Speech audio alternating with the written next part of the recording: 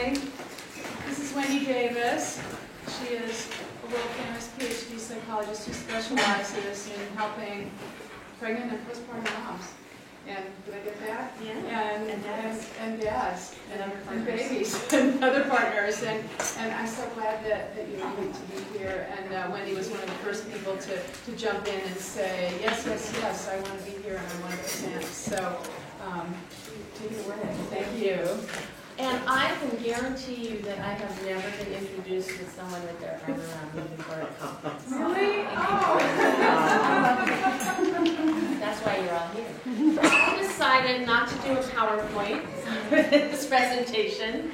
I figured that on your fourth day of conference, you've had a good balance of experiential learning, intuitive learning, and technological learning. And I thought maybe at this point it would probably be most effective for me to present a little bit and then, sorry, No. I'm like a mover. Do, and that's then, okay. And then really kind of do most questions and answer format. Because I know that you will have a lot of experience working with babies and mamas and daddies and other partners and grandparents.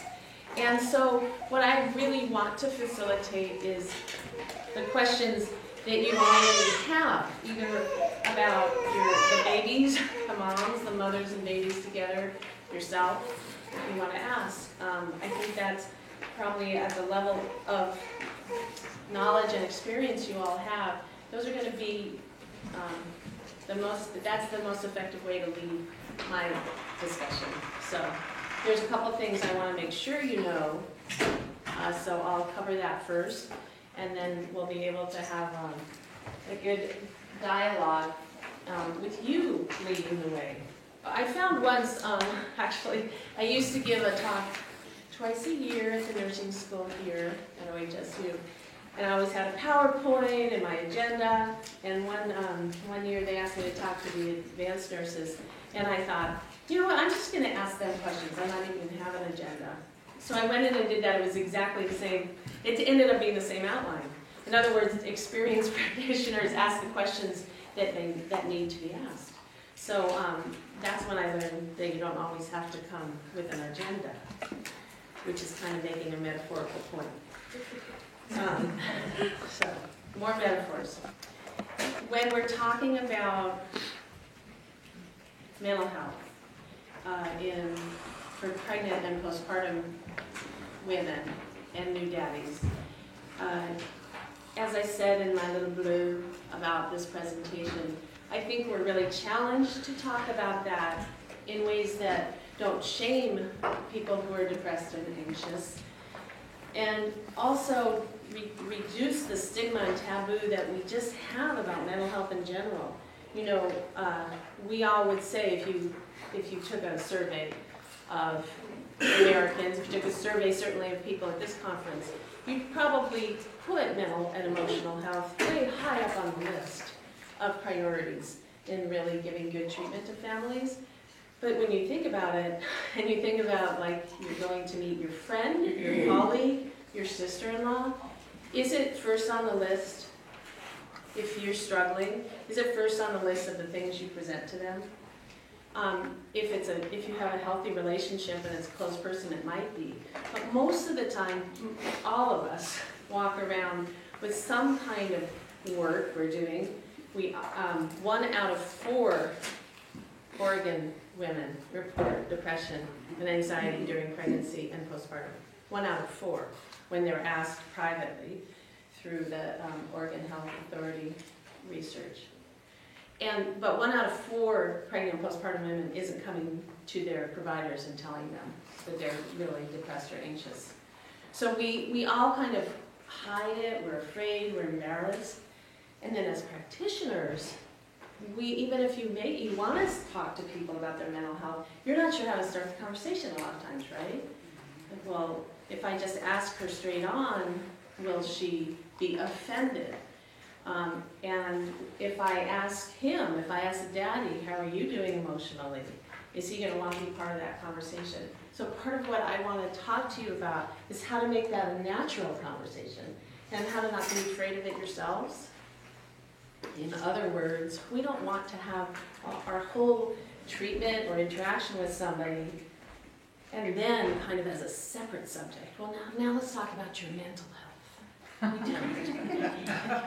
And we don't want any mother or father to walk away from an interaction saying, why'd she ask me about my mental health? Could she tell? Is there something about me? And everything I'm saying is from real experiences. I'm not making any of this up. This comes from people saying, for example, I ask people all the time, did your doctor bring up the topic of mental health or emotions? And several people have said this, but recently somebody said to me so clearly, she said, oh yeah, they did. And we walked out of the office and my husband said, why'd they pick us? Why'd they ask us? Do we look like we're having trouble? So here's the first thing I want you to know. Anytime you're dealing with pregnant, postpartum, or post-loss, pregnancy loss, infant loss families, you want to bring in the topic of emotions and mental health as a natural part of your conversation so that they walk away thinking, this is just part of my experience, and you know, she or he is really so holistic that we're talking about the whole package. So instead of people feeling like it's something they're learning, they're following you just like a baby follows a parent, and thinking they're following your lead. If you say right in the same conversation, first intake, second appointment, whatever it is, how are you doing emotionally? How are you feeling? Do you have any questions about depression or anxiety? You're going to change her relationship with you, and you're going to change her ability to come and tell you the truth about her experience. So here's the metaphor. Let's say you wake up and you see this beautiful day today. Like, it's gorgeous, right? Driving here and you see the light coming through the trees and the gorgeous owl over there. You know, met the owl?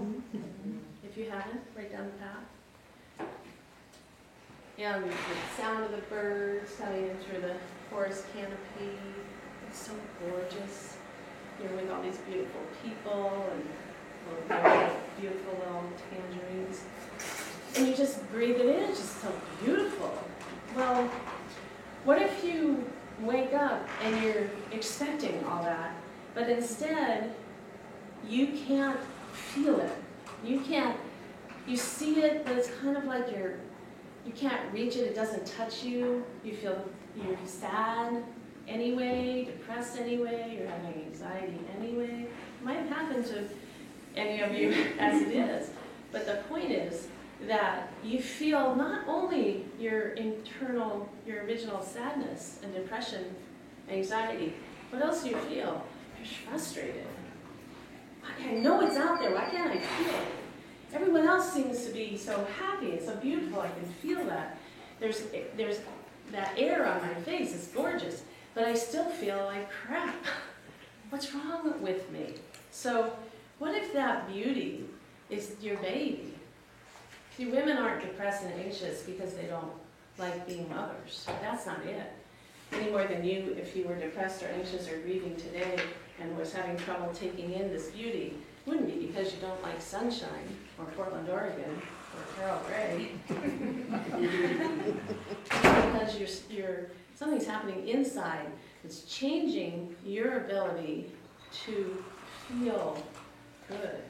And what happens, of course, with pregnant and postpartum mamas and daddies is it's not just about sunshine, is it? So the biggest single problem we have in reaching them is the shame they feel. The embarrassment and the shame that they feel because it isn't just like, what's wrong with me? Everyone's supposed to like sunshine. It's what's wrong with me? I thought I would like this. Everyone else seems to be so happy. And if you can do anything to change that reality and that experience for a new parent or a pregnant woman, or pregnant daddy, it is to say, this is not your fault. This is a physiological, emotional state that a lot of people go through. And I'm gonna help you get well, we have resources, and it's gonna get better. So, that's my intro. I always start talking and I forget to say, why is it me up here talking? So I'm gonna introduce myself a little bit further and tell you why is it me up here talking. One, because yes, I am a psychologist and I specialize in pregnancy and postpartum. Two, because I love Carol Gray. Depressed or not, I love her. And so I said yes when she asked. And I love the work you do, and I love the community that you've built all over. I hear about Carol Gray all over. I met you in Indiana. I'm coming to a conference.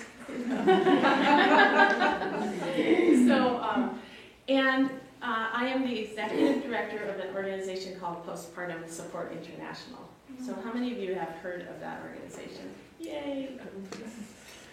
And I'm the founding director of a group called Baby Blues Connection in Portland, Oregon, right here. How many of you have heard of Baby Blues Connection? So, what both organizations do is we provide free telephone and email support to pregnant postpartum families. PSI, Postpartum Support International, has volunteers in every state and about 36 other countries. So you can go to postpartum.net, you can find a map of the world and click on the state or country that you're looking for, and you're going to find one of my dear volunteers, amazing men and women, who every day of the year provide free telephone, email support, English and Spanish. We even have Hungarian and Greek and someone from Spain, someone from Italy, Italian, French.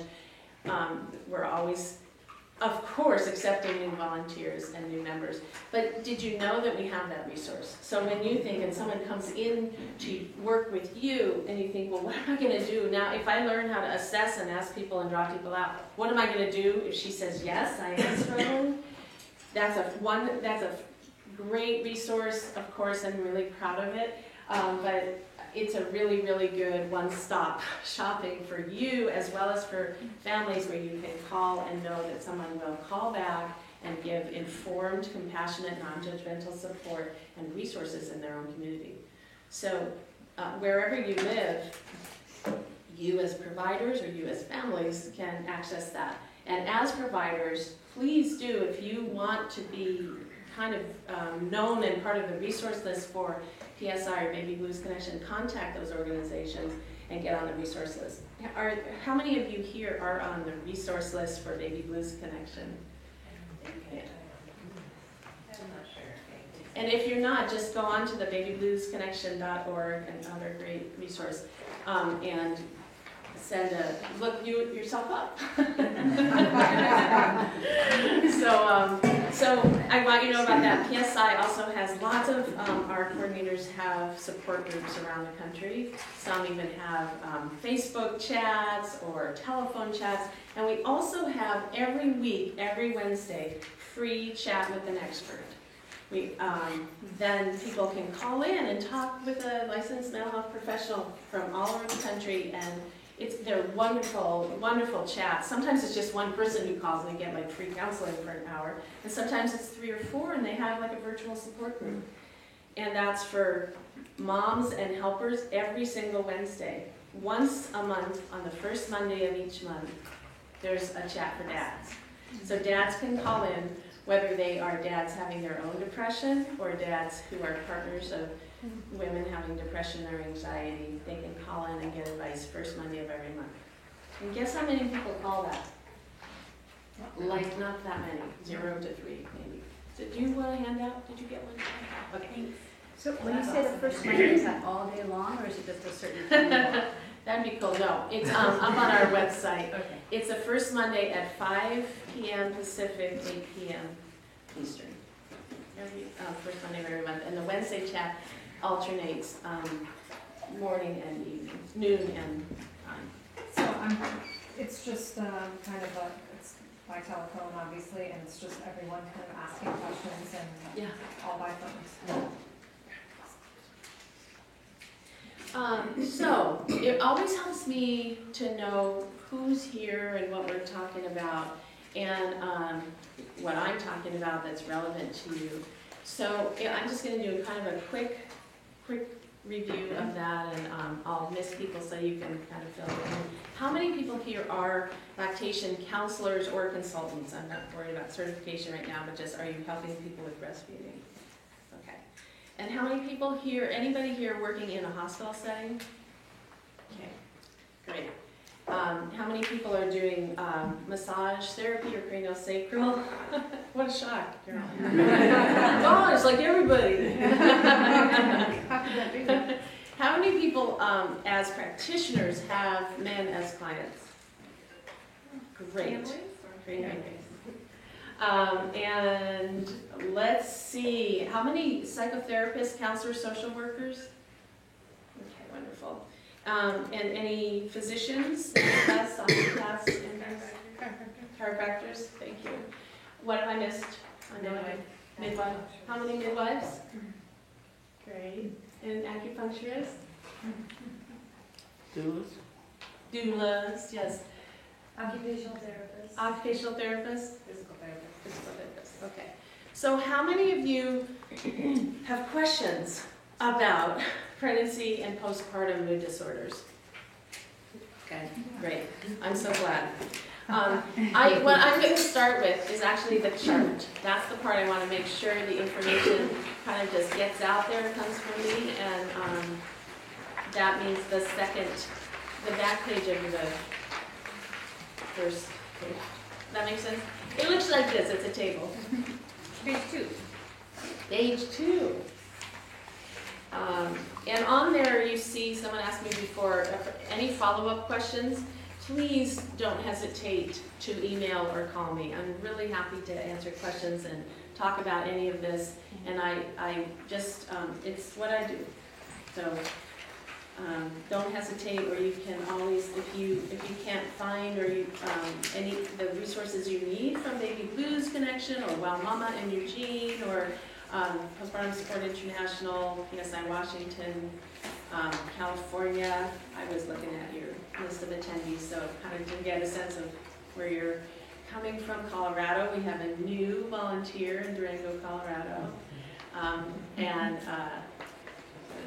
other states that I didn't see on the list. What are your trainings like? Do you have them in Portland or?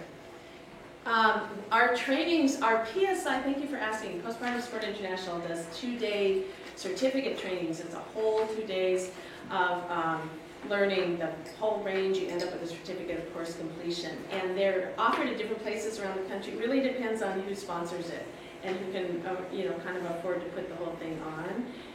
Often I do trainings here in Oregon, and as soon as we can find a sponsor, we will do a 2-day training here. But just ongoing, look at the PSI site, and you'll see where the next one is. We have it. Where are you from? Are you from here? California.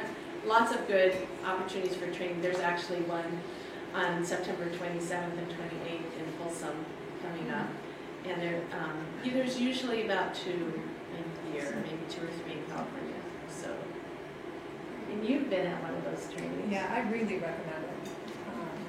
Because it helped me feel like I actually had the skills to delve into it a little bit, and the resources to know that if I felt like I was outside of my comfort zone, then at least I was getting them to open up, and I had some place to send them from there. It kind of took the scariness out of it for them. The scariness out of it. We're afraid, and one of the things that I've experienced internally as a mama, externally as a provider, is that fear of where's this going to go, how's the badness going to be.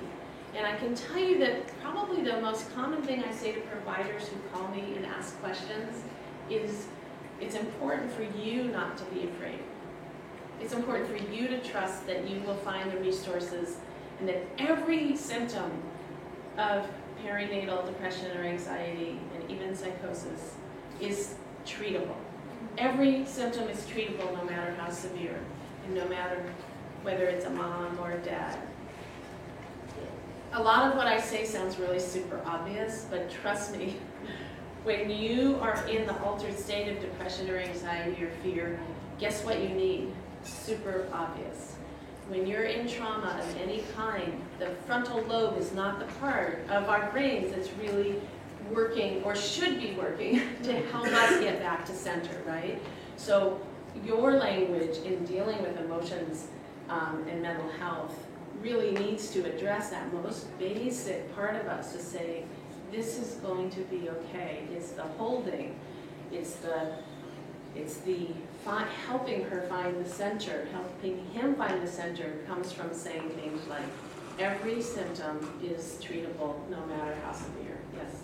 Do you think it's appropriate if, if we're working with clients that are dealing with anxiety through pregnancy, and we really only are working with the mama, to reach out to the dad and to maybe recommend that they get on that chat before baby even arrives? Oh, And just kind of be a worker a little bit, Yeah. so that it maybe becomes a little bit more normal for them? Yeah. She asked, would it be appropriate to encourage people, including the dad, to get on that chat even before the baby arrives? Oh my gosh, the facilitators of those chats would be thrilled.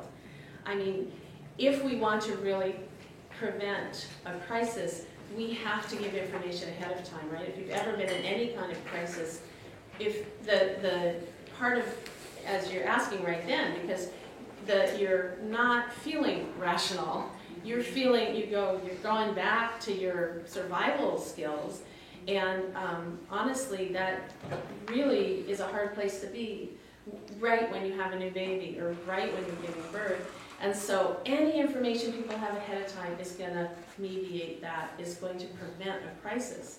So if the first time you've ever, broken a bone or been in a car accident, you just don't know what you're doing, the whole first level of dealing with that is your trauma about fear. I've never been here before. What's going on?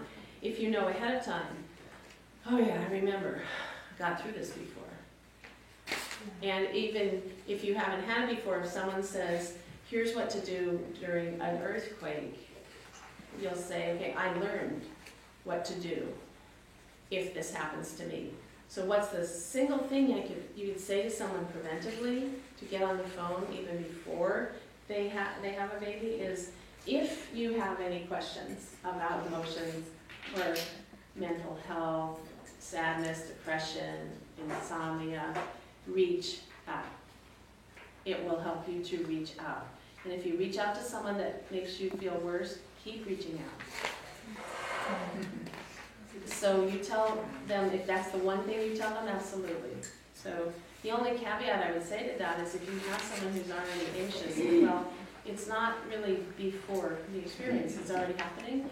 And also that if you just have somebody getting involved in a group or on a chat and they're talking to someone with very, very severe symptoms at the same time, it might scare them more.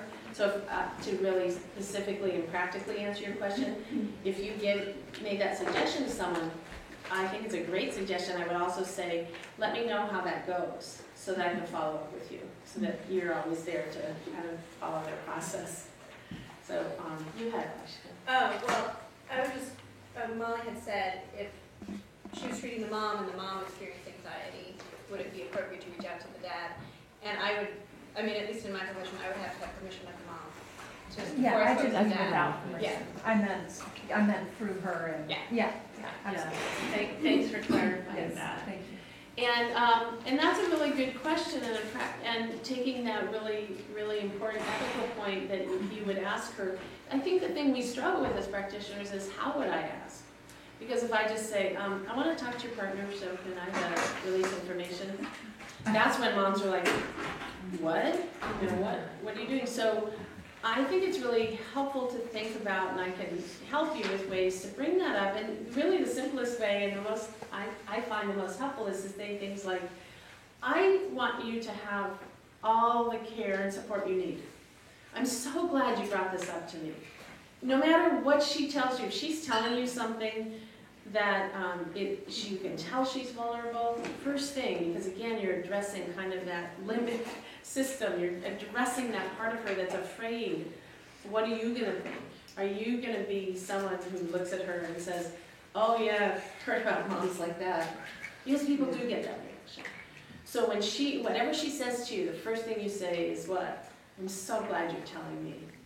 That, you know, that's really one of your big strengths, right? To be able to reach out like that and be so honest. Say that right away, she goes from feeling broken to feeling, yeah, this is one of my strengths. And then say, I want to make sure that we really give you all the care and support you need. I would probably actually use that physical language. Would it be helpful to you if we brought in your partner, your husband, and talked to him about it? Because there's a lot of good resources for that, and I'd be happy to do that. So would that be okay with you? So I actually have a question specifically on that. I treated the baby, and I only treated the baby twice. And during our first visit, the mom confided that she had had multiple times of suicidal thoughts. She had a long history of mental illness and emotional issues. She lived with her mom, single mom. And I encouraged her to, she was only like 3 weeks postpartum, had a home birth, transferred to cesarean, which was incredibly emotionally traumatic. I encouraged her to reach out to her home birth midwife. She had totally cut off her midwife, was not seeing a therapist, was not being medicated, was really not utilizing any of her existing resources. And then the second time I saw her, the baby was about 3 months old with severe eczema all over his body, bleeding eczema, no longer living with her mom, not reaching out to anything. And I fortunately got her at least to get back in contact with her midwife. But I really questioned whether or not she was capable of caring for her child. And I actually had an hour-long conversation with my therapist about what my boundaries were, and I wanted to call CPS. That was my first concern, that this child wasn't being cared for.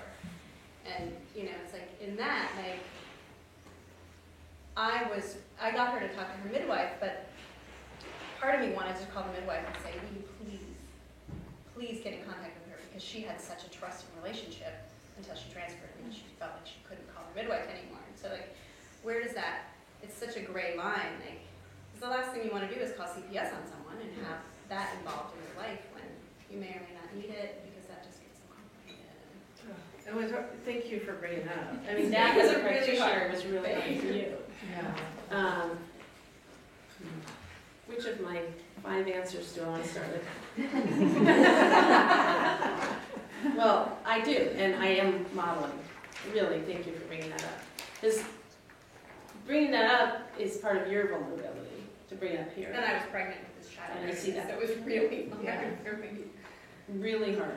So I think actually the first thing I want to say is not a direct answer to what you're asking, but is when you start opening up to this, and maybe this has happened for you after the training, when you're not, especially when you're not a mental health professional, but you are empathic, you are working very closely and very intimately with families, it will be natural for you when you're involved with somebody to think about everything she needs.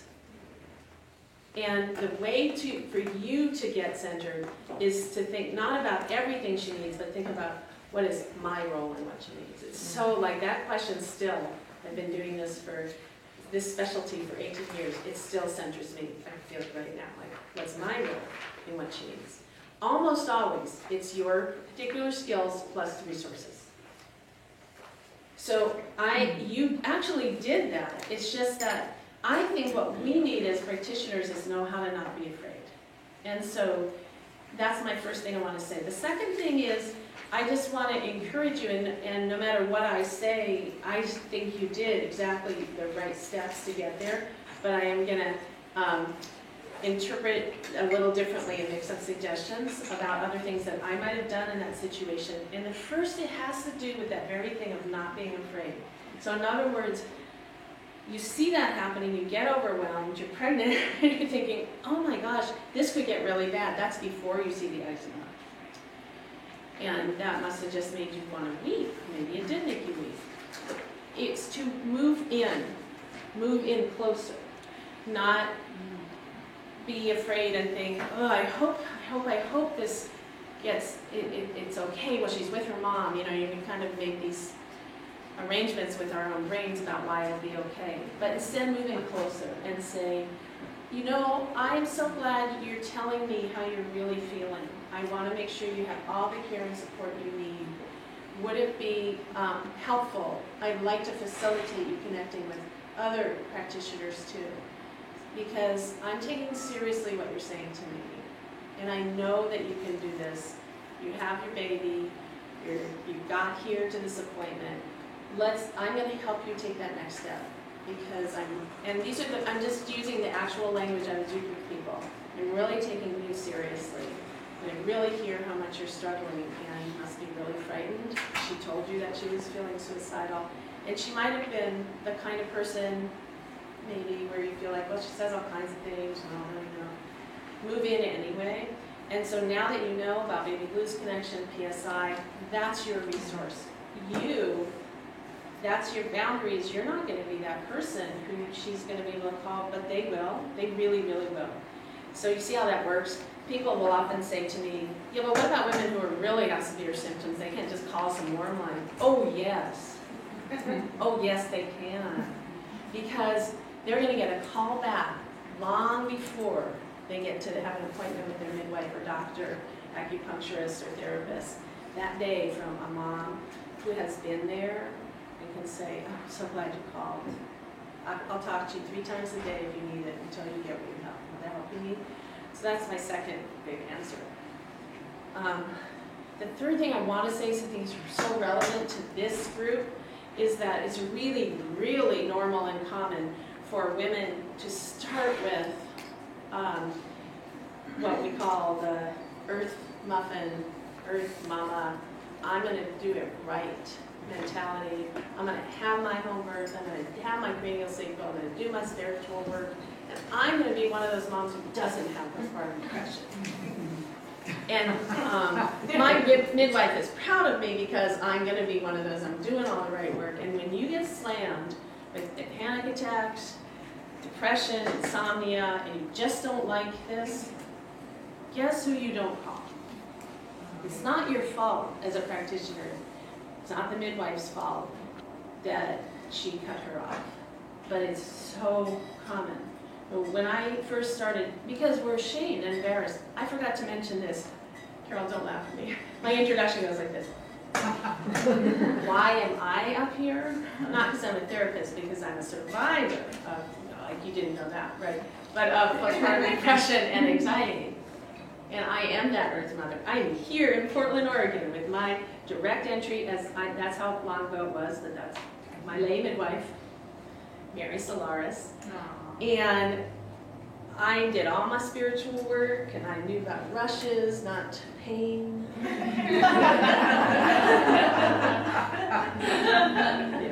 Counseling, had my cranial sacral, my acupuncture, my herbs.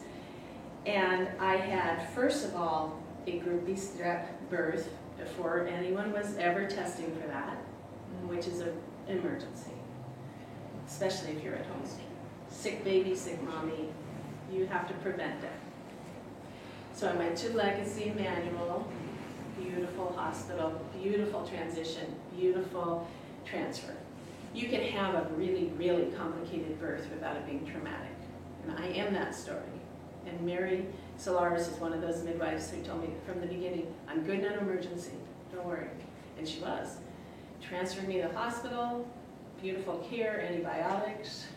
Baby didn't die, I didn't die. 3 weeks later, I developed, in what seemed like a day, horrible panic attacks and depression. Horrible. I was a PhD in psychology. I've been a therapist for 14 years. I specialized in depression and anxiety. That was my specialty before I had a baby. I didn't know I had it. Do you get what I'm saying? I didn't know I had it. Why? Because depression is an altered state. You don't wake up and see the sunlight and feel like dying and think, wow, you know, I must be depressed. You don't all of a sudden look at your 10th diaper of the morning and think, oh, it's not going bad today, and you realize it's 7:30 in the flippin' morning. And then you have a panic attack and start crying and can't stop crying and think, oh, I must be depressed. No, you don't. What do you think? I shouldn't have been a mom. I'm really not cut out for this. If you're prone to depression and anxiety, sensitive to hormones, have stress of any kind, and are 1 out of 4 women in Oregon, you'll have postpartum depression or anxiety because of all those risk factors. But it's an altered state, and women, trust me, are not waking up going, oh, I must be depressed, I better call my midwife right now. They're thinking, I shouldn't have done this, it's a terrible mistake. And then depression and anxiety takes your brain and runs away with it, thinking all kinds of things. Maybe I didn't like sun in the first place, trees are ugly. I shouldn't live here. I shouldn't even be on the planet. And that's what we think. We think I shouldn't be on the planet. Then if you read in the paper that moms get depressed and hurt their babies, why? Because they didn't want to be a mom, and you think, oh, that's me. You don't call your lay midwife, your acupuncturist, your massage therapist, unless she's already said to you, honey, if you have any questions about emotions, depression, anxiety, insomnia, confusion of all, call me, because I want to make sure you have all the care you need. It's really normal during pregnancy and postpartum. I'm here to talk to you about that as well. And if the birth plan doesn't go as we had talked about and as we want for you, call me. I will help you through it. We will talk about it. You will be mad at me. If you can say that before things happen, and when everything's all beautiful and cushy, like, no, I won't. I love you. You know, you're my person. But if you say, if things don't go as planned, and if you're feeling confused, or you have the, you feel like maybe you feel helpless at certain times, sometimes that happens. I'm going to do everything with you, and you're going to do everything to prevent that. But when that happens, you'll be mad at me. I want you to call me anyway. So that's my big answer to that, and I think it's just really important for practitioners who are so intimately involved, but they're not coming to you specifically unless you're also a therapist to talk about mental health. So you can reach that in that way. Did you have a question? Just a little follow-up question. There seems to be a pretty wide range of when that can occur. Yes, thank you. From right immediately to Thank you. then with women that are maybe a year into being with a child, and then suddenly everything was going good, and maybe all that fatigue finally catches up or something. So talk about that a little bit. Don't you love segues? That's what I mean. I don't need the agenda. So Can I actually throw one more thing in before we switch topics? Yeah. There's another resource on Facebook called Home Birth Cesarean. It's specifically for, as a mom who had 2 planned home births and had 2 transfers and had cesareans. But it's for moms and practitioners. Yeah. And being there and having been through this twice now, it's such a great resource. So many midwives and lactation consultants and other people who work in the birth field are on there learning how to talk to moms and what to say, what not to say. Home Birth Cesarean, and Courtney Jarecki has started as one of our Baby Blues Connection volunteers, so it's a great resource, and just there's just a growing body of understanding how we all talk, right? How we all talk about that. So whether it's home birth cesarean or any kind of birth trauma, really, really great resources out there. You can find a lot on the postpartum.net site. Go under Get Help. Can you tell I do the website?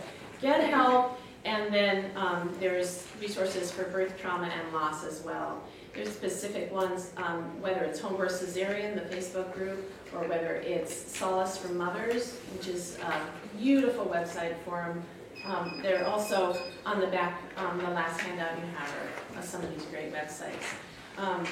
Resources for miscarriage loss, resources for post-abortion loss, non-judgmental, non-biased resources also listed on our website. So the segue back to this, it seems like this can start at any time. Yes, indeed. And the most important thing I want you to remember is that we're talking about perinatal mood disorders. Why? Because the rate of depression and anxiety during pregnancy is just as high as it is postpartum. Nationally, meta-analysis, 1 out of 8 pregnant women will develop a significant depression or anxiety. And 1 out of 8 postpartum women will develop significant depression or anxiety. So we need to be talking about this ideally, yes, before pregnancy, but don't wait for postpartum depression. It's perinatal. That's why you're starting to hear that word. Anytime during pregnancy and all through the first year postpartum. So it's not just something that starts in the first 4 weeks. And it can start, the onset can be rapid. It can be caused by other hormonal or stressful events like rapid weaning. If you're susceptible to hormonal changes and you wean rapidly, that can trigger a whole actual depression or anxiety. You go back on hormonal birth control, that can trigger. You have extra stress in the family with the baby's health, with the mama's health, partner's health, that can trigger if you are susceptible to depression or anxiety. And a lot of times, women will go through get to kind of the 8 or 9 month mark and start to, you lose their support system if they had a one to last that long, start to do more, maybe work, maybe a partner is working more, and they start having symptoms then at 8 months. Typically, they go to a medical provider and they're told what? Oh, that's not postpartum, no. But you got something else going on. Well, how helpful is that to someone who's already panicking that she's got tropical brain disease or, some other illness that, is finally coming out? Oh, then you got something else going on.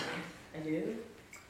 Well, if she's having symptoms of depression, anxiety, bipolar cycles, insomnia, fears, any time during pregnancy or postpartum, we call that a perinatal mood disorder, or if you're talking to a mama, time to reach out. Yes. I have a question, right? I don't know if it segues off that well or not, but when you suspect it's not necessarily a perinatal mood disorder, but more of a borderline personality disorder, I don't know how else to classify it, where you feel that it's not necessarily, it's maybe exacerbated by stuff in pregnancy and postpartum, but you feel there's like an underlying personality issue, and they go to the doctor, they don't want to take those meds, they go to the group, oh, this is not the group for me, nothing seems to be the right resource, and can you speak to that at all, where it maybe feels like it's not inside the box, like it doesn't fit in this checklist? There are lots of times it's not inside the box, and it could be, for example, what Melissa's saying is what it feels like more of a personality, more of a nothing's going to help me. Or it could be, often we get this question when it's like, well, she's always had depression or she's always had anxiety, so is it really postpartum? And that's not what you're asking, but people will ask that too. Yes, or in another way people ask is, well, really she's just dealing with so much, she's dealing with poverty, that's not really postpartum. No, see, in every case, including with the personality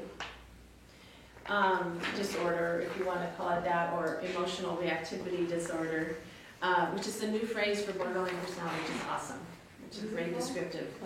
Emotional regulation disorder or emotional dysregulation disorder is so descriptive. So think about that, and especially in this context. Okay, she's got that and she's dealing with a perinatal mood disorder. And that just means it's going to be harder to help her find help that she's going to stick with. And it's going to be really important to help her find help that is up for dealing with that. I'm just putting that really bluntly. So in other words, when I'm talking to someone who every word is, that's not going to help. I hated that group. I don't like that therapist. That's not going to work for me. I already tried that. I just have to it's like being with a 3-year-old. I just have to take a breath and say, I'm not here to be frustrated. I'm not here to be mad with her, because I do get frustrated and mad. I just say, let's try this right now. And that's what I say to her too. So not so much think about her diagnosis, but think about, okay, now this is extra hard because she not only is struggling with mood disorder, or whatever you want to call it, distress, she's also got something going on in her personality that's going to make it even harder for her to reach out. So take really, really small steps. And if you aren't sure, and you're kind of maybe looking for a specific resource, that is another thing that PSI or Baby Blues Connection can help you with. For example, I know the therapists on the resource list who really like working with people who are just like that. I do. And the care jumpers, where they'll try every provider in town. Do you feel like there's a good resource for that personality to get them in and give them continuity of care that they'll stick with, or is that like I think an you're- impossibility? I think when you're describing a patient, I think you're that continuity. And so that would be a time when I would reach out, as you, Melissa, I would reach out and consult, like, how do I help her as she keeps jumping around, and really work on ways to talk with her about how to stick with something 3 times, or, for example, or call Baby Blues and say, do you have people on your resource list that really are really good with frustration, or get her to call Baby Blues and talk about different practitioners, and there's lots of different ways to approach that. Yes. I work with lots of fundamentalist Christian families who some feel that therapy is the devil, and I don't agree, but is there a way? I mean, because I'll send them to their pastor, but they aren't helping them. Thank you. What a great question Ellie is asking. It could be any fundamentalism that doesn't understand mental health. And so what do I do if the family has beliefs, whether it's what you're describing, or whether it's because if we do the right energy work, we don't get depressed, honey? That's fundamentalism too. And what do I do if the family thinks therapy is the devil, or medication's the devil, or the devil's the devil? Right, the devil is causing depression. It's the devil, it's not depression. A couple things. So in this case, I would do my very best to, you could do 4 days on this, right? But I'll just do 4 points. I would do my very best to first let her know and let them know that you are aligning with them as much as you can, and say, this must be really difficult because clearly she's suffering. See how I'm doing 2 things here? Validating her experience within the context of her family that doesn't think she should do anything about it. I'm really with you, and this must be very difficult for you because she's really suffering. Clearly she's suffering, and that's hard on everyone, and therapy doesn't feel like a safe place for you. So let's find out what will work. And honestly, I have learned again not to move away from those situations, which I kind of feel like doing in my, secretly. But I have to move in and say, I would love to give information to your pastor because I know he must have so many questions, and he's involved so closely and so spiritually with you all. Look how I moved into Texas. That's so funny.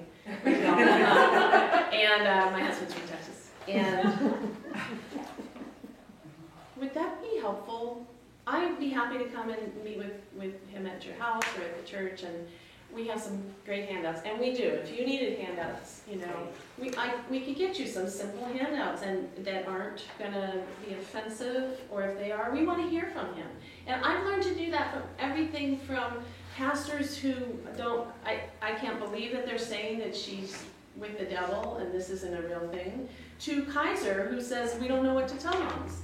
So I'm not saying that they're, that my prejudice is clear. My prejudice is that women and their families need to be treated with compassion, and that people who tell them that they're sinning and away from God are being abusive. I believe that. But my approach to them is to say, let me help you. I know you mean the best, and I may not be in your church or in your religion or working at your organization, but I know you want this information, and let me help you figure that out so you have ways to talk safely with that mom. And then what's a beautiful thing about things like Postpartum Support International or Baby Blues is this completely crosses all those boundaries. And our volunteers do, and they are trained to be non-biased, non-religious, non-judgmental. And so you can be assured that that's not counseling, and you could encourage the family or the pastor to call there. So seriously though, I'm going to talk about this now. Okay, so thanks for that question, Ellie.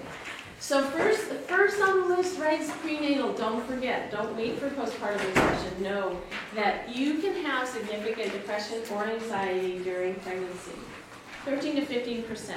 So what I find in that is it tends that anxiety, prenatal anxiety tends to be really acute. So, and usually discounted. People say, oh, all pregnant moms feel like that. You know, you're just hormonal, you need more sleep. When someone starts to talk to you, if she talks to you, if she appears to be looking like she's having symptoms of depression or anxiety, what we want is to draw her out. Tell me more about that. What we feel like doing so much of the time is to reassure. And I'm guessing you're all that kind of reassuring personality. So I've actually had to work against that myself. Don't reassure too quick. Draw her out first, and then reassure. But reassure in the sense of, I'm so glad that you're telling me about this, and we're going to help you find help, and this is going to get better. Not like, oh, I wouldn't worry about that. This is the quick and easy way of understanding. What do you mean depressed or anxious? How do I know? Well, think about this. Mental health lives where? In your body. It's a physical experience. So when I get confused about what am I assessing for with depression or anxiety, I have a little mnemonic. It's MAPS, M-A-P-S-S-S. M is for moods. How's her mood? And it sounds, again, so obvious, but do you ask? Is part of your intake, is it part of your reading? How have your moods been? In pregnancy and postpartum, please ask. Now, if someone's, moody, yeah, pregnant women and postpartum women are moody. How are her moods? You want to know the intensity, the duration, and what else? People who've been there know what I'm going to say. Volatility. Anger is a big part of postpartum depression and prenatal depression and anxiety. Irritability, sadness, weepiness. So how are our moods? That's M. A is for guess what? Think physical. Appetite. So when we think about mental health, we think, oh, do I need to be a clinician to assess this and diagnose this? Stay with where you are. This is why I said yes, Carl. You are working with bodies. That's where depression and anxiety lives. You're gonna be able to see it, feel it, and talk about it in ways that sometimes as a therapist, I had to learn how to talk about the body. They don't teach that. They really don't teach that in most psychology programs, do they? Certainly don't teach about perinatal depression or anxiety. So, stay in the body. Appetite. If you assume that she's going to be like a healthy postpartum mom or pregnant mom eating all the time, that is an assumption. If she's anxious, she is not eating. When I had anxiety, I was breastfeeding wonderfully, exclusively, and not eating. I was not eating. I was drinking water. I couldn't, because the anxiety is adrenaline, cortisol, tiger's chasing you. I can't stop to eat. I have to purge, have diarrhea, and keep running, right? That's what my limbic brain is telling me. So next time you see a postpartum mom who's lost all her baby weight in 4 weeks, I know you don't do this, you guys, but don't compliment her. No. It's not natural. So I lost all my weight because I wasn't eating. So if you want to move into really a quick assessment, ask her about her appetite. Some women are eating all the time. That can be another symptom of depression or anxiety, but more often there's anxiety with perinatal disorders. So MA, what's P? Physical. So it's just my little map. I still use it, by the way. Pain, physical symptoms. And this especially will get you to pull out things like, what if she's having high or low thyroid? Do you know what the symptoms of that look like? Very common perinatally. Low thyroid looks just like depression, including physical symptoms of dry skin, dry hair, hair falling out, constipation, tired. And really relevant here, hypothyroidism and hyperthyroidism, very common cause of inability to maintain a pregnancy and inability to produce milk. So hyperthyroidism looks just like anxiety with the addition of more physical symptoms. Hot, hot, hot, where hypo is cold, hair falling out, can't sleep, can't eat, rapid heart, lots of sweats. So when you have a postpartum mom, and you know, I know a lot of your moms say, well, just having hot flashes all the time, and we want to reassure. I do it now, I still do it. Perfectly normal.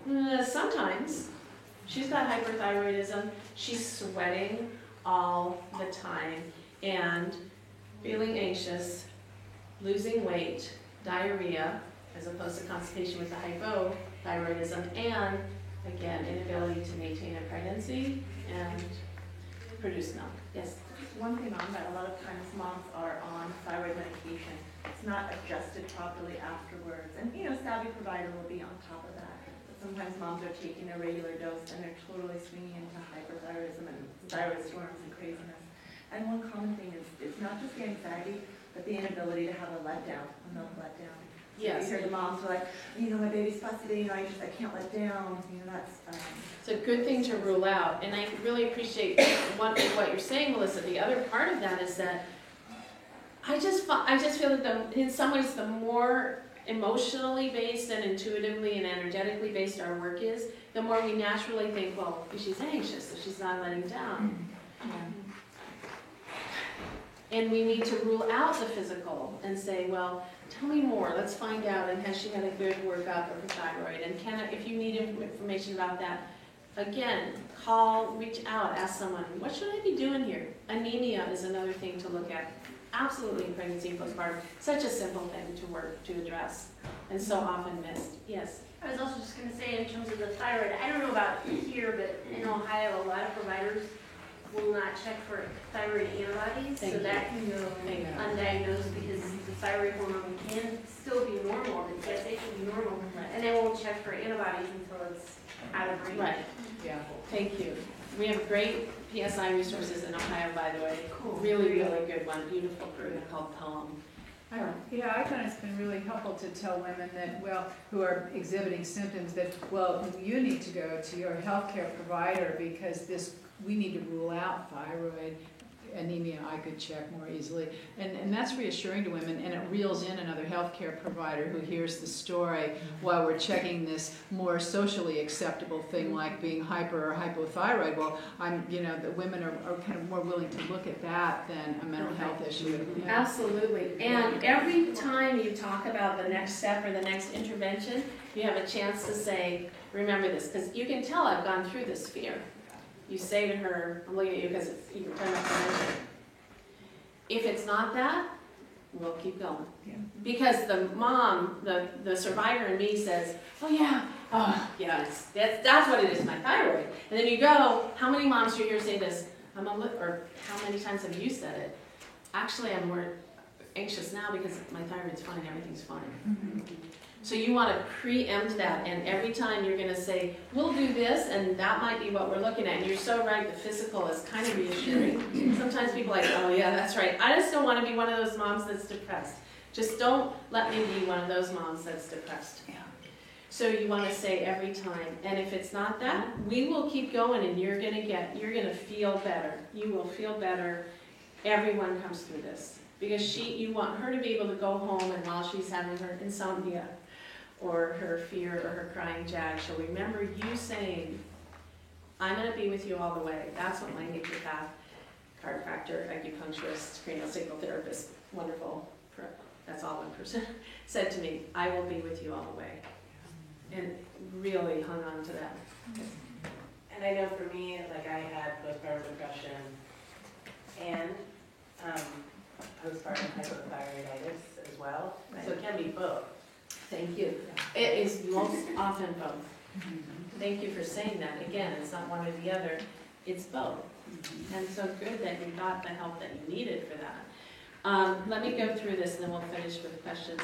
The next thing on there, because it has to be on there, we didn't used to have this on our charts, post-traumatic stress response. Your evaluation. Yeah, you didn't. And it's successes. And maybe PPS.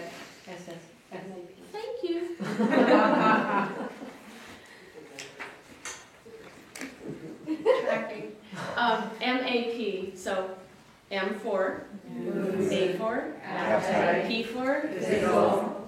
What do you think S is? Sex. I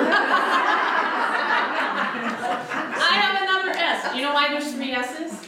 Because every time I give a talk and ask that, I get another S. Sleep. That's going on. Yeah. It's not one of the ones I have yet, but absolutely. Sleep. Yeah. If you want to know if someone has an actual mental health issue going on, ask about their sleep. What do we do with postpartum moms? What do we ask about? How's everyone sleeping? What do we talk about? The baby. The baby. Mhm. What do we, emotionally we say, how's everyone doing? What do we talk about? The baby, or the 3-year-old, or the 8-year-old. How are you doing, Mama? Don't forget to ask. It's again one of those simple things. How are you doing emotionally? And if her partner is there, the dad is there, if you ask, how are you doing emotionally? You will, trust me, be the only person asking him. You will. And it's post-miscarriage, abortion, any of it, you will be the only person asking a man, how's he doing emotionally? And they need to be asked. 1 out of 10 dads has postpartum depression. Yeah. Yep, same symptoms. So anyway, back to S, sleep. How are you sleeping? This is one of the single biggest indicators of true depression or anxiety is sleep disorder, sleep disruption. The postpartum insomnia is so common that I think it should be a separate category sometimes. It's very frightening, and people will always get feedback from their practitioners like what? These are real quotes. I'm surprised you're not crazy yet. Oh my gosh. Then women call me and go, this therapist said, or, now if you've said this before, all is forgiven, okay? You know they use that for torture, sleep deprivation. Oh my gosh. Guess why? Because we're trying to reassure them and say, well, of course you feel terrible, you know they use that for torture. Oh, no, no, no. So you go home and she's wide awake, racing thoughts, partner snoring, hates everybody, thinks she should not be here, insomnia. What is she going to remember? Torture. Being a mother. Remember, we're talking to her adrenal systems. We want her to remember, she said, I will get through this. She said, don't worry so much about sleep. Let's talk about rest. So I don't use that word as much as possible, sleep. I talk about rest with insomnia. I can tell who's had it because you're like, yeah, amen, sister. How scary is it when everyone says you have to sleep when the baby sleeps and you are so anxious that you can't sleep?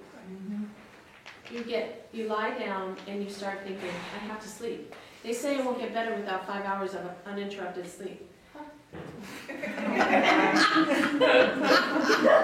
So how many people here were at Kathleen Kendall Tackett's talk to the WIC counselors this year? And I love Kathleen so much because not only does she talk about the importance of sleep, bless her heart, she's a real scientist. Please look up Kathleen Kendall Tackett for research on this topic, and her books are in here too. But what she also says is, you know what?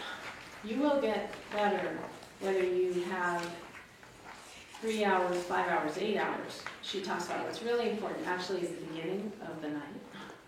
And what's important more than anything, more than any number that you can quantify is support, reassurance, support to nurture that mother-baby bond, support to nurture breastfeeding, or nurture mom when breastfeeding isn't going well. So don't, you're gonna go to another training or read a book like, well, she needs 5 hours of uninterrupted sleep to get through depression. Never repeat it. Okay, that's bias. Because what if she's that mom? That was me lying there going, I guess I'm gonna die because I'm not getting my 5.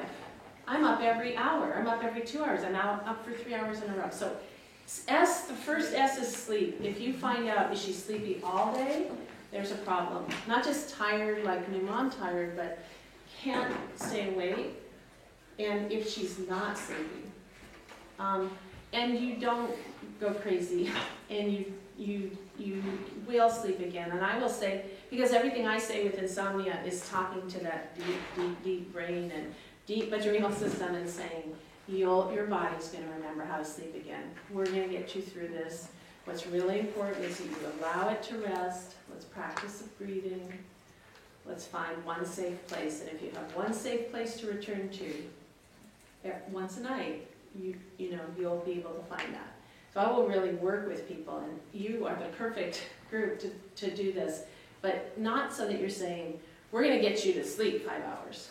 Because what happens to your adrenal system? More adrenaline, more cortisol, that's helpful. No. If we can teach people that there's an automatic, see how I'm doing it, relaxation response, that works just the same way as an automatic anxiety response, and we can teach them how to find that and trust that, then they'll have at least one moment where they can say, I can work with my body and find that relaxation response. And so all that deep breathing, body awareness, and verbal reassurance to oneself really does help her recover. So anything you can teach moms and dads very simply on that is going to help her get back to level. So that so let me finish the maps so I don't forget. S for sleep. S for, so the first time I came up with my groovy mnemonic, I said, so what's S? And they said, support. Why didn't I think of that? Of course it is. Because MAPS was making it so about the physical, because I don't want people to forget that. So S is also, how is your support system? Really. And if it's not there, help her with it. And then S, and I said at another talk, and what's S for? Suicidality. Oh yeah, yes indeed. Yes it is. And if someone is having an emergency, who should they talk to? People who do emergency services. Not how much does she need, what is your role in what she needs. If she's having an emergency, connect her with emergency services. The National Suicide Hotline or your local. And if you don't know what they are, just go home and find it and jot it down. I have it in front of me before I call somebody back. So in Portland, mental health crisis. And you can also give someone PSI or baby blues connection and emergency services. And self-harm can also be going on, and sex. So, but lots of postpartum and pregnant women have new and different feelings, reactions, and desires about sex, maybe more, maybe less. Women who are depressed and anxious, that will be part of it, but it's also more of a common and normal reaction during pregnancy and postpartum to have those differences. So that's MAPS. That's what I use. So the next one, PTSD. If someone is having trauma related especially to childbirth or to previous trauma, the difference between that and other kinds of anxiety is that it refers back to that trauma. So flashbacks, intrusive thoughts, nightmares, fears about that event. For women, if they have traumatic births, we'll do that in the next conference. Will be they'll be avoid the hospital. They avoid the midwife. They will drive around the city to avoid going to the hospital that they had the trauma at. Wow. They'll put those maternity clothes, that shirt she wore, those shoes, they'll give them away. So a lot of avoidance, depersonalization, dissociation. And what's really important about how you reached out, you asked how, about the birth itself, if it's birth trauma. But that's something that really, you could treat everything as an anxiety disorder, but if you're not really addressing the trauma, and there was one, it really won't resolve. I mean, there's really specific things to work with trauma, and I know that you are talking about that later today, or you did before? Yeah. So just know that that is one of the things we must attend to, because PTSD really can look like postpartum anxiety. And just be mindful of the different kinds of trauma, including trauma that maybe a previous loss or abuse has been stirred up. So the next one, now it might seem funny to you that I have it next because it's like the worst kind, right? Postpartum psychosis. And the reason that it's next is why, if any of you have ever heard my talk before, you know why it's next. Because I want you to have a visual memory that it's early onset. That's why. Why is that important? Postpartum psychosis is a true break from reality. Not like, oh, I shouldn't have been a mom, but maybe hearing things, hallucinations, delusional thought, believing things that aren't true.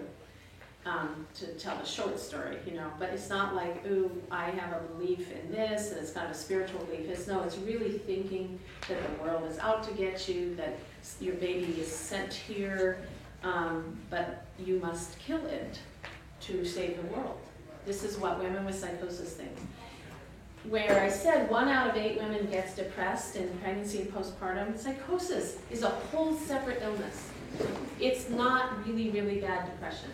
That's not what psychosis is. It's a separate illness, break from reality, and 1 to 2 per 1,000 births. So where instead of 1 out of 4 in Oregon, 1 out of 8 in meta-analysis, psychosis is 1 to 2 per 1,000 births. Early onset, first 2 weeks is the peak. But typically, symptoms will start somewhere in the first month. What we're really learning is how this can be related to bipolar disorders. When people at risk of postpartum psychosis, one of the risk factors is having an undiagnosed and untreated bipolar disorder. So that's something that's very important to know about. Yes. So can I ask a question here in this room with 2 of my favorite people that I've learned with? How do you separate out the psychosis and the intrusive thoughts that are psychosis and early onset, and the protective mama part that's imagining all the... Does that make sense? Mm-hmm. So like that part of the mama that sees all the dangers that are around her baby and has those thoughts and thinks they might be psychosis, so they're not talking about them, versus the mom that's having true psychosis. Are those different things? They are absolutely different things. Okay. Which is, and how do we differentiate? I'll give you my short answer to that since it's 10:25. And that is, I always say if I have 15 minutes to talk, this is what I talk about, is the difference between psychosis and obsessive compulsive intrusive thoughts or anxiety, Molly. So here's the thing.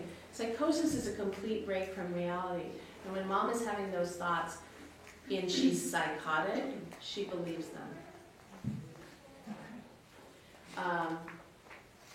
She's not anxious about it. They seem right to her. When Andrea Yates, who's the Texas mom who drowned her 5 babies, drowned them and called, which is now on a 911 tape call played on the media over and over, the Texas jury said, well, she's obviously guilty, she didn't even sound upset. She was psychotic. And it's a trance-like state. So that's psychosis. 1 out of 2 per 1,000. She thinks it's right. It's ego syntonic. It works with her. It's like, this is where I should be. God or the Earth Mother or the devil is often biblical, sent me here, and my baby is going this way, and this is all right. Okay, that's psychosis. Anxiety. I'm just going to skip to postpartum anxiety. Postpartum anxiety is really common. You can have that as a primary symptom. It's not psychotic. It's alarming. And one of the symptoms of postpartum anxiety, that last thing in your table there, one of the ways it shows up is called postpartum obsessive compulsive disorder. How many of you have ever heard of that? Okay. Postpartum OCD. So OCD in general is when you're having repetitive thoughts or imagery that you can't shake, and they keep coming back, and it often, in this case, has to do with harm to the baby. So that's a second way that you might have thoughts or images about harm. Psychosis, where it's a total break from reality, and it seems like it's right to do that sometimes. Anxiety, where you just have these weird images, like you're afraid of germs, or women with postpartum OCD might see they walk by stairs and they see the baby down the stairs. I don't want to do a lot of imagery right now. You guys are too sensitive. But that's enough to say intrusive thoughts, where you're having the repetitive intrusive thought, you can't shake it, it won't go away, and you feel horrified if you're having that thought. Why am I having that thought? Third reason that you have is what you were getting at, which is, I'm a new mom. I see all these possible dangers, very common, almost like every new mom in the beginning of that early postpartum time when you're thinking about cars and college and HIV and boyfriends and girlfriends, and it's not possible. You just weep at the fear of like how you can protect this baby. That's normal. That is totally normal. Well, here, the difference is in the way you assess and diagnose is what is her relationship. What's her relationship to that imagery, to those feelings and those thoughts and those fears? Where there's also a fourth kind, which is the violent mom. Really, I have to say, is a mom who has potential for abuse. She's feeling the urge in a fit of, you know, aggression and anger to her. And I have to say that happens too. But the postpartum depressed and anxious moms, hardly ever is that going on. See, that's what people don't realize. Is women don't hurt. Their depression has lots of symptoms, but violence is not one of them. Intrusive imagery is a symptom of depression and postpartum OCD.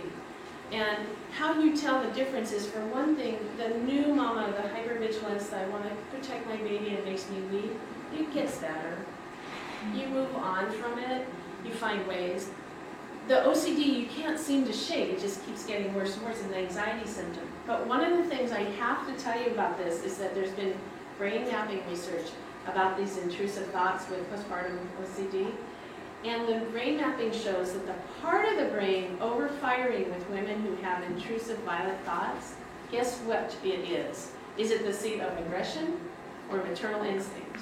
That's right. So you tell a mom, and trust me, she's not going to go into midwife and say, I've been seeing when I do this, I see this happening to my baby.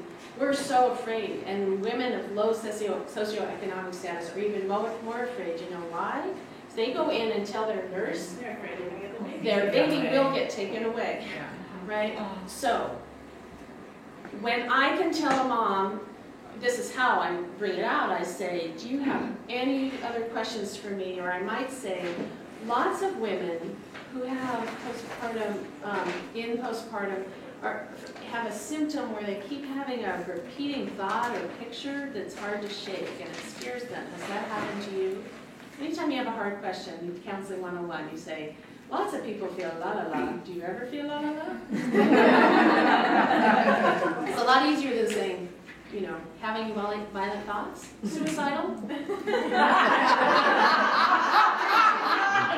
Are you drinking? Depressed? No. Lots of women tell me that they're having scary thoughts they can't seem to shake. Does that happen for you? You can see them. She's asking me. Yes. And when I can tell her, do you know they have tools, they have special brain maps where they show that women having that symptom are actually, the maternal instinct is overfiring. That's what's happening for you. She goes from feeling like, honestly, she shouldn't be alone with the baby. She feels like she shouldn't give the baby a bath, to saying, well, doesn't that make sense? Everywhere I see danger, and she's having a symptom, not just like every new mama having that kind of protective thing, but she's having a symptom where her brain is overfiring there, blip, blip, blip, and what I say is, every symptom is treatable. As we treat your anxiety, that symptom will go away. It's important to know too, I'm remembering this because someone asked me early on about dads and postpartum mood disorders, that dads can have the symptom too. When the research is done, they tell the truth. And dads will also have these, imagine that, who's asking them? And poor daddy is seeing violence and can't talk about it. That happens with trauma too, birth trauma. So that's another kind. Back to the psychosis. It all seems right. She's not fretting. She's not actually avoiding the baby because of those beliefs she's having when she's psychotic. So totally different. And that's why the psychosis is so early on the chart. Because I want you to know that if somebody is 5-6 months postpartum and still having symptoms of depression or anxiety, and worried, she'll snap and it'll get so bad she'll get psychotic. That's not how it works. It's not like you have baby blues, or if it's worse, you have postpartum depression, or if it's really bad, it gets psychotic. It doesn't work that way. It's not, that's like saying you could have a cold, or if it gets really bad, it could be bronchitis, or really bad, it could be pneumonia. That's all true. But it won't turn into measles. It won't. Measles are a real emergency. Psychosis is an emergency. Don't mess around. It's not something that's better with homeopathy. You have to be safe. When you're delusional, you're not safe. So medication and hospitalization. So you would want to get them to the emergency room? Or? Yes, in Yes. any way we can. And Yeah. some can use whatever tricks and communication we need. With the psychosis. With psychosis, yes, with psychosis. Carol? I have a question about OCD, and that is that there's something that I see way more commonly than 3 to 5%, and it's transient, and it is OCD. It is those intrusive images where women see their babies being harmed, or maybe they see themselves harming their babies, and it kicks in big time, usually on day 2 or 3, right before the milk comes in, and fades out after about a week. And the woman's response always is horror. Oh my gosh, I would never leave my baby in the car seat on the side of the road and drive away. And I've long thought that it is something that is common and almost a normal thing in a way that helps a woman's maternal instinct really kick in big time. And so as a midwife, I tell my mamas, this could happen to you on day 2 or 3, and if it does, talk to me about it. And I would say that I'm seeing it easily in 1/3 of all women. Because you're asking to tell you. Yes, Perfect they don't example. talk about it, and I just say, people don't talk about it because you're afraid that women are afraid that someone will take the baby away. You're not at risk for doing these things, but you may have these images, like being at the movies, they just come up, and so women are telling me, I would say really 1/3 of my mamas. Perfectly put. It's super and common. And you're giving such a great example of being such a good holistic therapist, because she'll say that ahead of time, so when it happens, part of what's happening is they're not having an increase of more adrenaline and cortisol, creating more problems. Part of why it's happening is the beautiful hormonal cocktail that's happening early postpartum for women who are sensitive, and that part of their brain. Those are the women whose cave babies survived. Yeah. They need to understand that. What Carol, I know, because we're connected, like she said to me, we're like bookends here. It's not that I see her that often, but I watch for people who need her. She watches for people that need me or baby blues. You will hear it and know. I know you will. Like, she's thinking, well, it's totally normal, but if she tells me again in 2 weeks, I'm going to be helping her find resources. So the diagnosis is not that they have the symptom. The diagnosis is it lasts longer than 2 weeks? Does it interfere with daily or nightly functioning? Is it bothering her? If I want you to know that people should reach out and can reach out for resources with or without a diagnosis. And that's the best thing you can tell them about PSI or baby blues or well mama or whatever it is you don't need a diagnosis to call them. So that's a really, really good point. And you had something? Well, I was wondering if you have had this, if this is fairly common in the OCD part, where a mother will look at her baby and just say, there's something wrong with this baby, and go everywhere. Yes. Is that part of that OCD? Yes, thank you. And if, as a practitioner, sometimes it's a true intuition, we must say. But if it's anxiety or OCD, it is all about, I just know something's wrong, she can't shake it. It's not always images of violence, it can be images of illness, it can be she's not thriving. You're seeing this baby getting fatter and fatter, and she keeps saying, how do I know how much milk he's getting? How much? I just think she's not surviving, it's not going to happen. And you can feel when that's obsessive. And one of the best ways you can is you might even have a conversation, you feel like you've reassured her, things are going better. You finish, she's walking out the door, it's way back up there again. What just happened? Start thinking, she might be having some real anxiety about this. This is not just anxiety about it, it's a symptom. Our brains live in our bodies.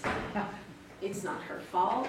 If she's depressed, which is, what I didn't, the most common symptoms is depression, crying, feeling overwhelmed, she's not depressed because she doesn't want to be a mom. She needs to know that. She's depressed because she's depressed and she's a mom, and she needs to know. Thank you. Bless your heart for giving me 5 more minutes. Yes. Anything preventatively you found to do, like maybe with supplements or Thank you. diet or?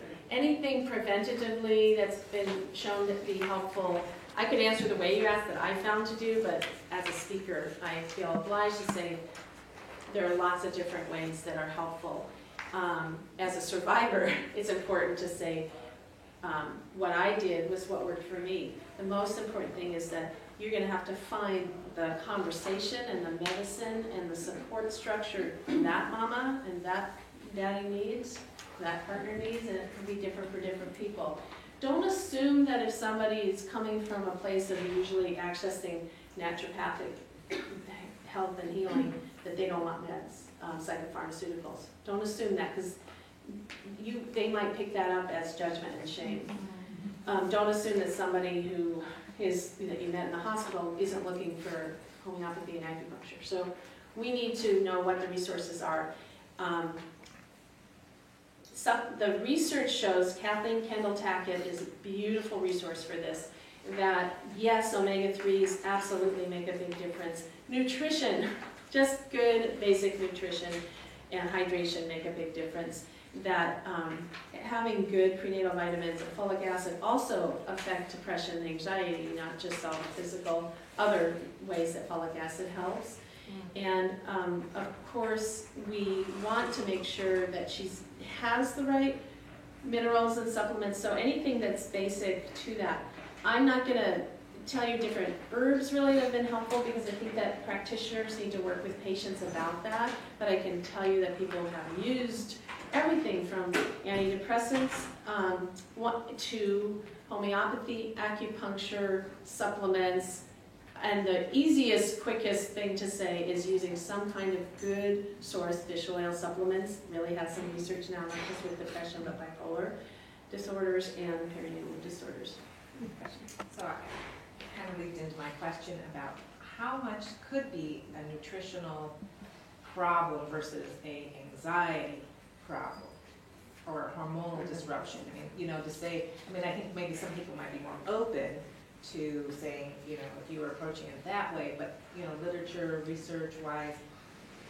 That's why I think treatment has to start partly with this. Let's look at what she's bringing into her body, if she's bringing stuff into her body, and really trying to find the most elemental way of making sure that she's getting the basic nutrients that she needs. And often people are having symptoms because of depletion, but I don't want to ever make the mistake to say, oh, it's just this. And again, to this audience, it's important that you've heard it and you've maybe said it. I used to say it. Well, I just find that these are real quotes. A friend said to me when I was having my terrible acute postpartum depression, oh, I feel so bad for you. That started well. I liked it. I just had a really good prenatal cycle treatment, and so I only had it for a day. So it just cleared it right up. It's too bad you didn't do that. Support then non-support. I just did this. It's just that. Oh, placenta encapsulation. If you had done that, you wouldn't have had this. It's a holistic issue that's caused by physical, psychological, emotional, and social input and cured by it. So the physical is the sensitivity, the hormones, the genetic predisposition to depression, anxiety, and perinatal mood disorders. That's the physical. Hormones go down like that. Not everyone reacts, but women sensitive to hormonal change are sensitive and vulnerable. It's the psychological. Guess who's psychologically at risk for a perinatal mood disorder? Is it moms who are used to depending on people? Reaching, I don't know, Ellie. I don't know her. I'm just saying. I know, because most of the moms with postpartum depression or anxiety are the strong ones. They're the ones that people go to. We don't know how to reach out. The biggest single change I made between the first and second baby is saying to myself, Wendy, if you're meant to do it alone, you've been born on a planet with no other people. Look around. reach out, don't be perfectionists. That's psychological, social, any kind of social stress. Yes. Oh, sorry, I'm concerned about what happens in my community with refer out to psychologists or other counselors who don't understand breastfeeding Yes. very well, and they have a tendency to, in order to put the mother on a pharmaceutical, to have them wean. Because they don't even have rudimentary yes, information yeah. about which drugs are, Yeah. that you can use during breastfeeding. And I'm wondering if you could speak to that and what the online group would have to say about that. Absolutely. Thank you for asking that. It's maybe a great second to last question. Breastfeeding support is critical to the emotional health of new mothers, fathers, and babies. As someone who goes all over the country, whatever I say, one way or the other will make someone mad.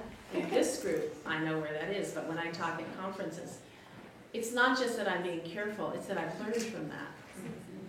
So, the worst thing of all is practitioners, well-meaning, who say, well, you can't be pregnant and be on medication, so we'll just take you off that.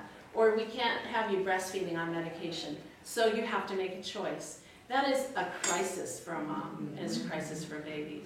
So right here on the very back page are 6 reliable resources for medications and breastfeeding.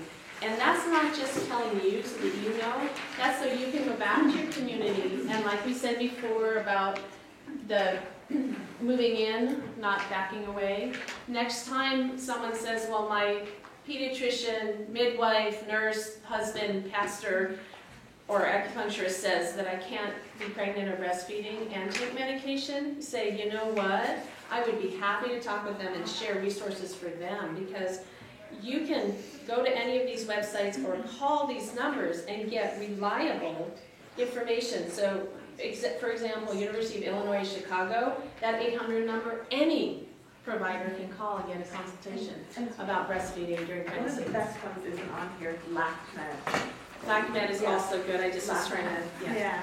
There's a lot that aren't on here. LactMed is very good. Infant Risk, Thomas Hale, that's his gig. And you can, and any of them, I just heard of a new one yesterday, Lactania. You can go in, do a search for the medicine, the herb, but also know that it's a growing body of research. It's not going to be full, it's not going to be exact, but you're absolutely right. It's wrong for people to say you can't be pregnant or breastfeed on medication. And I've had women come to therapy grieving because they thought they couldn't be mothers, because they've been on antidepressants for 5 years, and if they go off, they will feel suicidal. And to be able to come and say, we'll give resources. We'll give resources to you that you can talk to. No one can say without a doubt, oh, that's safe, or don't worry about that. But they can say, if you want to continue breastfeeding and also talk to someone about medication, you absolutely can do that, and lots of people do. I know I have to finish. I know there are more questions. But you see on here that my phone number, and you can copy any of these handouts that you want. I made the risk factors and what you can do as a childbirth educator and postpartum risk assessment, tips for dads and partners, and I do have that translated into Spanish. And this calendar, it's beautiful. Where does it belong? On the refrigerator. And in the bibliography. But if you have follow-up questions, please don't hesitate to call or email me.